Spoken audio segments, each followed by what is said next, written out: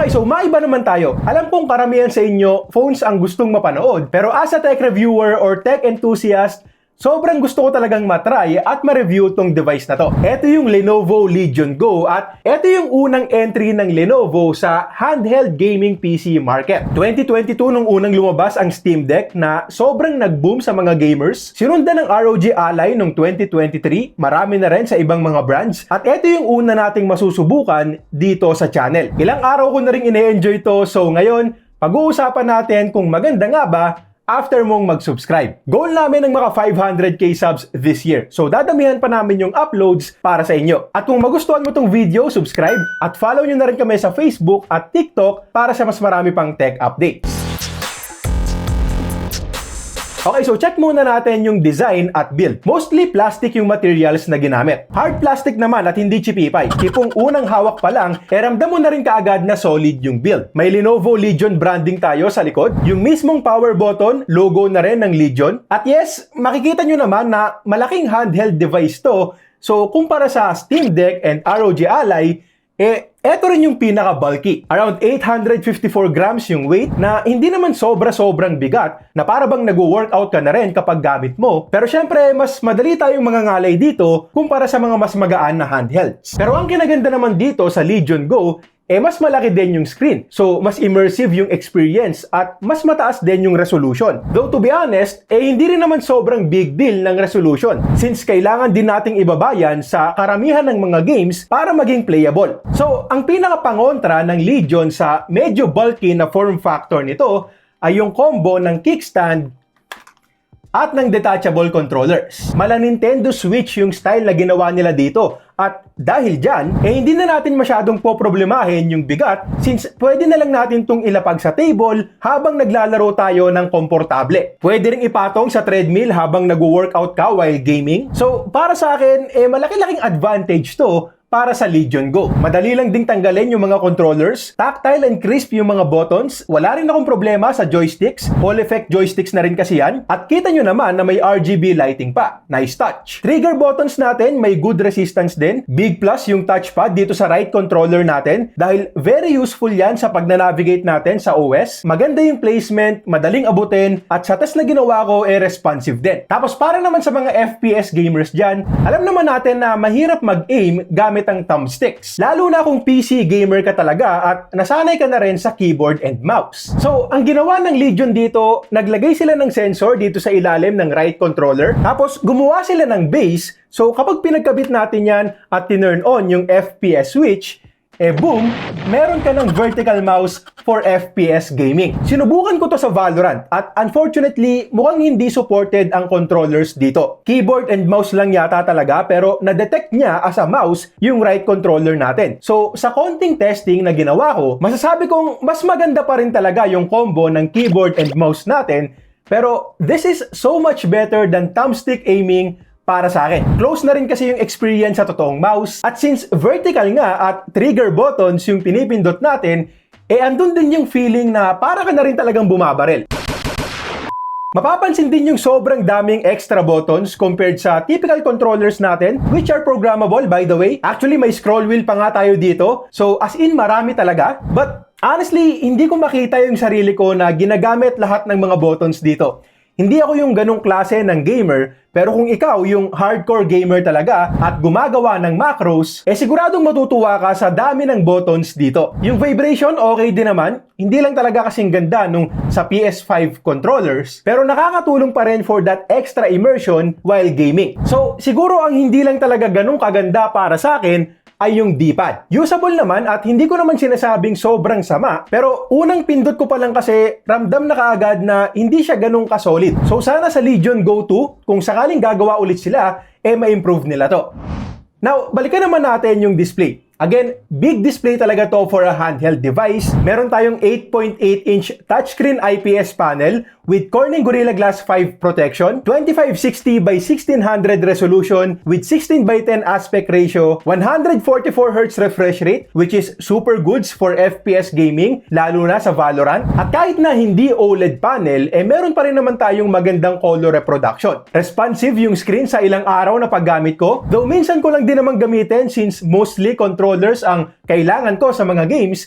At sabihin ko lang din na sa tatlong handhelds na binanggit ko kanina, ito yung may pinakamataas na resolution at refresh rate.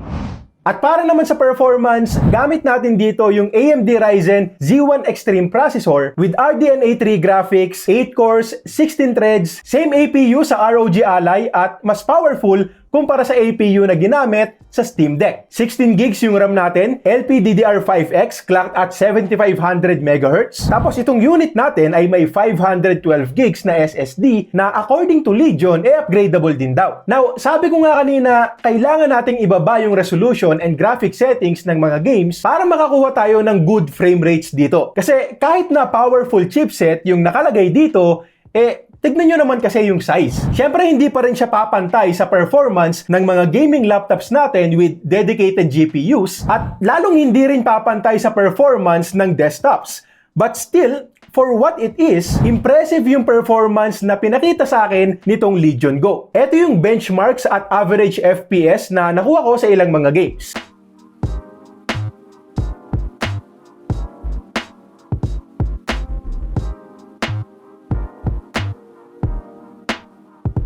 Meron tayong different performance profiles, syempre. 15W TDP yung balance mode. So yan yung same TDP sa Steam Deck. At yan din yung recommended profile kung gusto mong balansehin yung performance at battery life. Performance mode natin ay 20W TDP. Tapos kung may malapit namang outlet sa'yo at gusto mong isagad yung performance, pwede mo pa itong iset sa custom 30W TDP. And again, for a handheld gaming PC, solid yung performance dito.